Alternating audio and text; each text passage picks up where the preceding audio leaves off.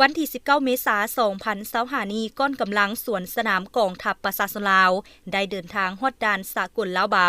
สาธารณรัฐสังคมนิยมเวียดนามเพื่อเข้าร่วมพิธีเฉลิมฉลองวันปลดปล่อยภาคใต้เวียดนามครบรอบ50 ปีอยู่นครโฮจิมินห์สาธารณรัฐสังคมนิยมเวียดนามในวันที่30 เมษายน 2025 ที่จะมาถึงนี้นำโดยสหายพันเอกสมแพงแก้วศรีลาหัวหน้าการทหารกองพันใหญ่ทหารฮับยานเกาะที่11พร้อมคณะโดยการต้อนรับของสหายพันเอกฟานหุยเตียบหองหัวหน้ากรมทหารชายแดนเวียดนามโอกาสนี้สหายพันเอกสมแพงแก้วศรีลาหัวหน้าการทหารกองพันใหญ่ทหารฮับยานเกาะที่11พร้อมคณะก็ได้แสดงความขอบอกขอบใจสหายฟานหุยเตียบที่ให้การต้อนรับอย่างอบอุ่นพร้อมให้คำมั่นสัญญาว่า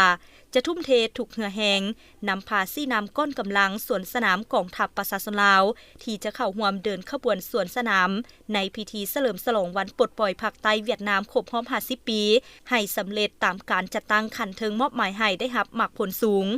และในเวลาต่อมาคณะก้อนกำลังสวนสนามกองทัพประชาชนลาวซึ่งนำโดยสหายพันเอกสมแพงแก้วศรีลาหัวหน้าการทหารกองพันใหญ่ทหารฮับยานเกาะที่11พร้อมคณะก็ได้เดินทางมาฮอดนครโฮจิมินห์สาธารณรัฐสังคมนิยมเวียดนามโดยการต้อนรับโดยสหายพันเอกดิ้งจ้องเก๋อหองหัวหน้ากองบัญชาการทหารแขวงบิงเซียงตื่มอีก